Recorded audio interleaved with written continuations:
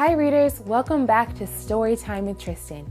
Did you know that each year on April 22nd, we celebrate Earth Day? Earth Day raises awareness of the need to protect the planet for future generations by doing things like recycling, reducing our waste, and planting trees. Join me today as we read a very special book that will help remind us of the importance of taking care of our Earth. Clumsy Nelson, written by Serena Lane Ferrari and illustrated by Giorgia Vallicelli. Read with permission from Serena Lane Ferrari.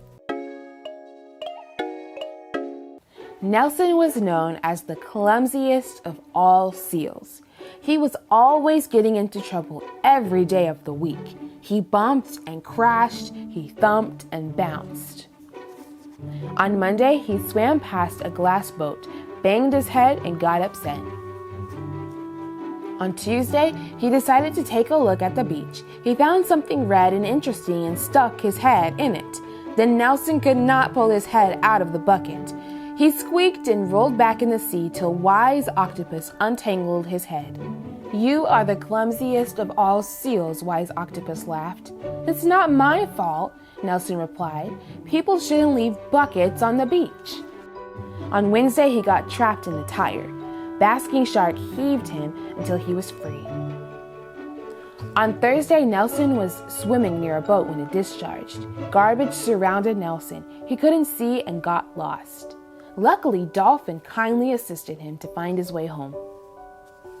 On Friday, Nelson swam into a bottle which hit Crab, who began to chase him with his claws. Poor Nelson glided sadly away. He decided to rest on the shore. A tear rolled on his whiskers. "Why am I so clumsy?" Nelson sobbed to himself. As Nelson headed home, he heard squeaking, "Help! Help! Help!" He swam around to try and find it. It got louder and louder. "Help! Help! Help!" Where is this sound coming from? Nelson dipped his head under the water. The sound was clear. It was a call for help. He sped faster than a rocket towards the voices. Nelson couldn't believe his eyes. Octopus, crab, dolphin, and basking shark were all caught up in a gray thing.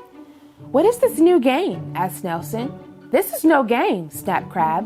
"Please help us," said Basking Shark. "We are trapped."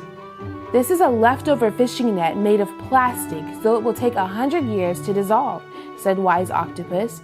"Please untangle us." Nelson pulled and heaved. He pounced and dragged, but the friends were still caught in the net. "My teeth! I have sharp teeth! I can bite the monster away!"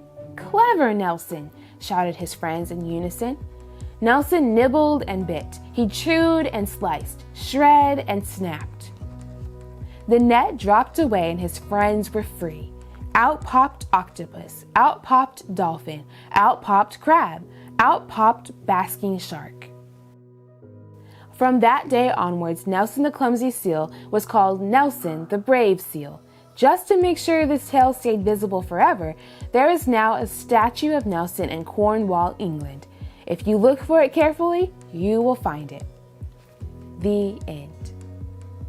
Did you notice the source of the problem Nelson and his friends were having in our book? That's right, it was the trash that people left behind.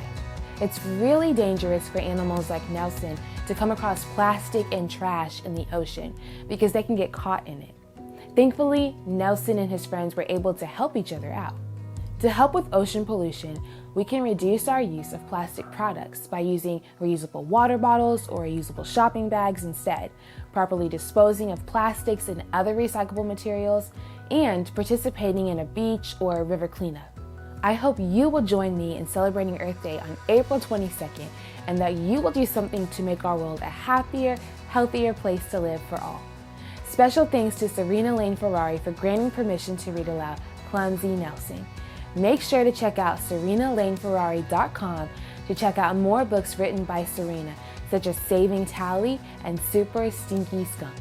If you enjoyed this read aloud, make sure to give this video a thumbs up and hit that subscribe button so that I can keep bringing you more read-alouds. And make sure to check out the 2 books that my sister and I wrote, I Am Me and My Wonderful Curls.